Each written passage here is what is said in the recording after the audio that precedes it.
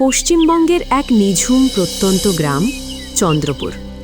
দুচোখ যেদিকে যায় শুধু সবুজ ধানের ক্ষেত আর শান্ত পুকুর ঘাট, যেন কোনো নিপুণ শিল্পীর আঁকা এক স্থির চিত্র।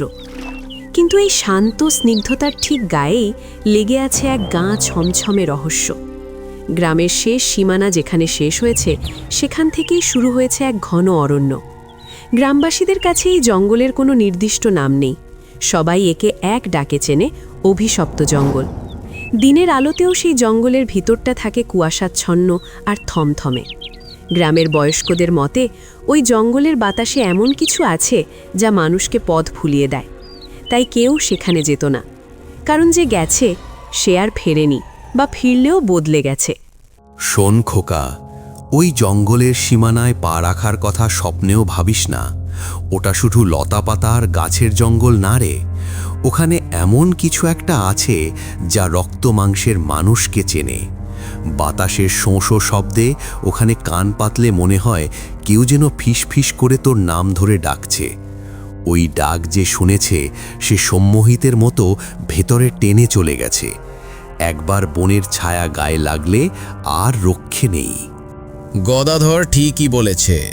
অমাবস্যার রাতে যখন পুরো গ্রাম নিঝুম হয়ে যায়, তখন ওই জঙ্গলের মগডালে নীলচে আলো জ্বলতে দেখা যায়। কিসের আলো ওটা কেউ জানে না। অনেকে বলে ওটা মৃত আত্মাদের খেলা, আবার কেউ বলে কোনো প্রাচীন অভিশাপ জেগে ওঠে রাতে। যারা একবার ওই আলো দেখেছে তাদের দু চোখ থেকে ঘুম চিরতরে বিদায় নিয়েছে। রাতে চোখ বুঝলেই তারা শুধু সেই আগুনের শিখা আর ছটপটানি দেখতে পায়। লোকগুলো পাগল হয়ে যায় রে, পাগল হয়ে যায়। 50 বছর আগে একবার এক ছোকরা গিয়েছিল বাজি ধরে। ফিরে যখন এলো, তার গায়ের চামড়া ফ্যাকাশে সাদা, চোখ দুটো ঠিক যেন পাথরের মতো স্থির।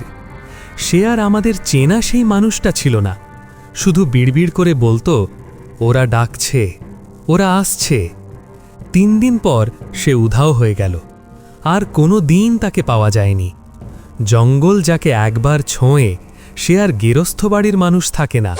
এই গ্রামেই বসবাস করত এক সাধারণ মানুষ, তার নাম অরিন্দম। গ্রামের অন্য মানুষদের মতো সে ভীতু বা সহজে পিছিয়ে পড়ার মানুষ ছিল না, বরং তার চোখে ছিল অদম্য কৌতূহল, আর মনে ছিল একরাশ জেদ, যে জেদ তাকে অজানার দিকে টেনে নিয়ে যেত, নতুন কিছু আবিষ্কারের নেশায়। আমি বিশ্বাস করি না এসব গল্প।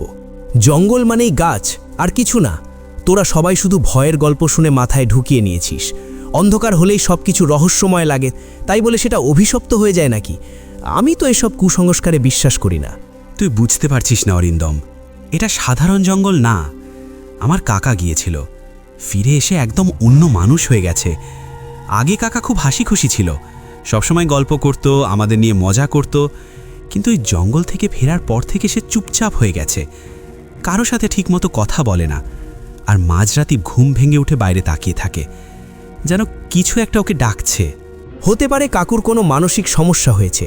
সবাই তো আর একরকম থাকে না। একটা জঙ্গলে গিয়ে কেউ বদলে যাবে, এই কথাটা আমি মানতে পারছি না। তোরা যতই বলিস, আমি নিজের চোখে না দেখা পর্যন্ত কিছুই বিশ্বাস করব না। তুই যদি একবার ওর চোখের দিকে তাকাতিস, বুঝতে পারতিস আমি মিথ্যে বলছি না। ওর চোখে একটা ভয় আছে, একটা অদ্ভুত শূন্যতা, যেন সে এমন কিছু দেখেছে যেটা বলা যায় না। আর শুধু আমার কাকা না, গ্রামের আরও 2-1 জন গিয়েছিল ওদিকে। সবাই নাকি কিছু না কিছু অদ্ভুত অভিজ্ঞতা নিয়ে ফিরে এসেছে। গল্প, সবই বানানো গল্প। মানুষ যখন কিছু বোঝে না, তখনই এসব রহস্য আর অভিশাপের কথা বলে। জঙ্গলটা হয়তো একটু ঘন, একটু ভয়ঙ্কর, এই তো, এর বেশি কিছু না। তুই যদি এতই সাহসী হোস, তাহলে একবার গিয়ে দেখে আয় না। তবে মনে রাখিস, সবাই যায়, কিন্তু সবাই আগের মতো ফিরে আসে না। এই চ্যালেঞ্জটা আমি নিলাম। আগামীকালই যাব আমি ওই জঙ্গলে, তখন বুঝবি সব ভয় শুধু মানুষের মনের ভুল। ঠিক আছে, তবে একা যাস না, আমি তোর সাথে যাব। তুই আমার বন্ধু, তোকে একা ওই জায়গায় যেতে দিতে পারবো না, যতই তুই সাহসী হোস। না, আমি একাই যাব। এই প্রমাণটা আমাকে একাই দিতে হবে, যে এই জঙ্গলে কোনো অভিশাপ নেই, কোনো রহস্য নেই। তুই জেদ করছিস অরিন্দম, আর এই জেদটাই তোকে বিপদে ফেলতে পারে। চিন্তা করিস না, আমি ঠিকই ফিরে আসব, আর তখন তোদের এই সব ভয়ের গল্পের শেষ হয়ে যাবে। সেদিন রাতে পূর্ণিমার আলোয় অরিন্দম ঠিক করল সে যাবে ওই জঙ্গলে সত্যটা জানার জন্য। চাঁদের আলো পড়ছে, জঙ্গলের ভিতরটা অদ্ভুত শান্ত, কোনো শব্দ নেই, এতটাই নিস্তব্ধ যেন সময় থেমে গেছে। এত চুপচাপ কেন? অন্তত বাতাসের শব্দ তো থাকা উচিত।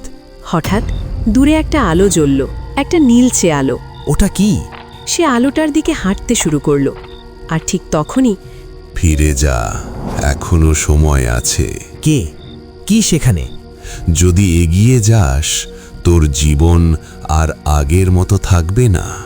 ফিরে যা, এখনো সময় আছে, এই পথ তোর জন্য নয়। আমি সত্যটা জানতে চাই, ভয় দেখিয়ে আমাকে থামানো যাবে না। এত দূর এসে এখন আর পিছুয়ে যাব না আমি। সবাই প্রথমে এভাবেই বলে, সাহস, জেদ আর সত্য জানার ইচ্ছে। কিন্তু যখন সত্য সামনে আসে তখন আর কেউ সেটা সহ্য করতে পারে না। তাহলে আমাকে দেখাও সেই সত্য। আমি দেখতে চাই কিসের এত ভয়, এই জঙ্গল নিয়ে এত গল্প কেন? কেন মানুষ বদলে যায় এখানে এসে? হঠাৎ দূরে কোথাও ডাল ভাঙার শব্দ হয়। অরিন্দম এক মুহূর্ত থেমে যায়। না, এগুলো শুধু কাকতালীয়, হয়তো কোনো প্রাণী অথবা বাতাসে ডাল ভেঙেছে। আমি ভয় পাবো না। সে এগিয়ে গেল, আর একটু পরেই সে পৌঁছল এক ফাঁকা জায়গায়। মাঝখানে একটা পুরনো ভাঙা মন্দির। হঠাৎ মন্দিরের ভিতর থেকে একটা মেয়ে বেরিয়ে এলো। তুমি এখানে কেন এসেছো? তুমি কে? তুমি এখানে কি করছো? আমার নাম মায়া। তুমি এখানে একা থাকো? আমি একা নই, এই জঙ্গল আমার সাথে থাকে। মায়ার চোখে ছিল এক অদ্ভুত গভীরতা, তার কণ্ঠে ছিল শান্তি, আবার ভয়ও। এই জঙ্গলকে সবাই অভিশপ্ত বলে কেন? আমি যতই শুনেছি ততই মনে হয়েছে এর পেছনে নিশ্চয়ই কোনো সত্য লুকিয়ে আছে, শুধু মানুষ সেটা বুঝতে পারে না। কারণ এই জঙ্গল মানুষের লোভ, ভয় আর পাপকে ধরে রাখে। যা মানুষ নিজের ভেতরে লুকিয়ে রাখে, এই জঙ্গল সেটা বাইরে নিয়ে আসে।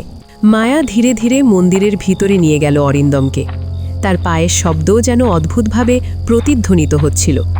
মন্দিরটা পুরনো, ভাঙাচোরা, কিন্তু ভিতরে ঢুকতেই একটা ঠান্ডা স্রোত বয়ে গেল শরীরের মধ্যে। ভিতরে একটা পাথরের মূর্তি, চোখ বন্ধ, কিন্তু মনে হচ্ছিল যেন দেখছে। চারপাশে অদ্ভুত কিছু চিহ্ন আঁকা, যেন বহু বছর ধরে কেউ এখানে কোনো গোপন আচার পালন করেছে। এটা কি? এই মূর্তিটার সামনে দাঁড়ালেই মনে হচ্ছে কেউ আমাকে ভেতর থেকে পড়ে ফেলছে। এই মূর্তির মধ্যে বন্দী আছে এই জঙ্গলের অভিশাপ। এটা শুধু পাথর না, এটা একটা দরজা, মানুষের মনের অন্ধকারের দরজা। মানে একটা মূর্তি কিভাবে কারোর জীবনে প্রভাব ফেলতে পারে? যে কেউ নিজের লোভ নিয়ে এখানে আসে, এই মূর্তি তার আত্মাকে আটকে ফেলে। তারা বেঁচে থাকে, কিন্তু তাদের ভেতরটা আর আগের মতো থাকে না। অরিন্দম একটু চুপ করে থাকল। তার মনে পড়তে লাগল সৌরভের কথা, তার কাকার বদলে যাওয়ার গল্প। সবকিছু যেন একসাথে মিলতে শুরু করল। আমি তো শুধু সত্য জানতে এসেছি, আমি কারোর ক্ষতি করতে আসিনি। আমার মধ্যে এমন কিছু নেই যা আমাকে বন্দী করতে পারে। সত্য জানতে চাওয়াটাও একটা লোভ। সব লোভই যে টাকা বা সম্পদের জন্য হয় তা নয়, কিছু লোভ জ্ঞানের জন্যেও হয়। অরিন্দম থমকে গেল। এই কথাটা তার ভিতরে কোথাও গিয়ে লাগল। তাহলে কি আমি ভুল করেছি এখানে এসে? এখন কি আর ফিরে যাওয়া সম্ভব? ফিরে যাওয়ার পথ সবসময় থাকে, কিন্তু সবাই সেটা খুঁজে পায় না, কারণ তারা নিজের ভেতরের সত্যটাকে স্বীকার করতে চায় না। হঠাৎ মূর্তির চোখ খুলে গেল। চারপাশে বাতাস ভারী হয়ে উঠল, যেন সময় থেমে গেছে। তুমি কি খুঁজছো মানুষ? তোমার ইচ্ছার গভীরে কি লুকিয়ে আছে? আমি কিছুই চাই না। আমি শুধু জানতে চেয়েছিলাম এই জঙ্গল সত্যি অভিশপ্ত কিনা। সবাই কিছু না কিছু চায়। তুমি কি সত্যিই মুক্ত? নিজেকে প্রশ্ন করো, তুমি কি সত্যিই কিছু চাও না? অরিন্দমের চোখের সামনে ভেসে উঠতে লাগলো তার জীবনের স্মৃতি, তার স্বপ্ন, তার ব্যর্থতা, তার লুকানো ইচ্ছা। সে দেখতে পেল সে সবসময় প্রমাণ করতে চেয়েছে সে অন্যদের থেকে আলাদা, সে সাহসী, সে সত্য জানে। না, আমি এসব চাই না। আমি এসব অনুভূতি থেকে মুক্ত হতে চাই। মায়া তার হাত ধরল। তার স্পর্শটা অদ্ভুতভাবে শান্ত, যেন অন্ধকারের মধ্যে একটা আলো। তুমি যদি সত্যিই মুক্ত হতে চাও, তাহলে নিজের ভয়কে ছেড়ে দাও, নিজেকে প্রমাণ করার ইচ্ছেটাও ছেড়ে দাও। কিন্তু এটা এত সহজ না। এই অনুভূতিগুলোই তো আমাকে চালিত করে। ঠিক তাই, আর সেগুলোই তোকে বেঁধেও রাখে।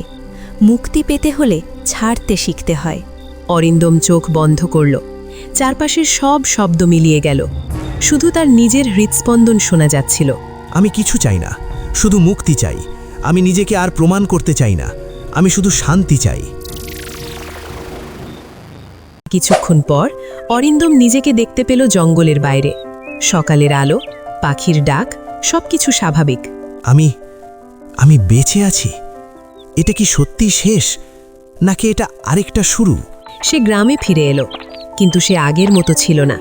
তার চোখে এখন একটা গভীরতা, যেন সে অনেক কিছু দেখে ফেলেছে। তুই ঠিক আছিস? তোর চোখগুলো কেন এমন লাগছে? তুই যেন অন্য কেউ হয়ে গেছিস। সবাই নিজের ভয়ের মধ্যে বন্দী, আমি শুধু সেটা দেখেছি আর বুঝেছি মুক্তি বাইরে কোথাও নেই, এটা নিজের ভেতরেই খুঁজে নিতে হয়। তুই কি আবার ওই জঙ্গলে যাবি, নাকি সব কিছু এখানেই শেষ? না, আমি আর কখনো সেখানে যাব না, কারণ আমি যা জানার ছিল তা জেনে গেছি। তারপর থেকে অরিন্দম আর কখনো জঙ্গলে যায়নি, কিন্তু মাঝে মাঝে রাতের বেলা নিঃশব্দ অন্ধকারে সে একই কণ্ঠ শুনতে পায়। তুমি মুক্ত ন, তুমি শুধু বুঝতে পেরেছ মুক্তি একটা পথ যার শেষ নেই।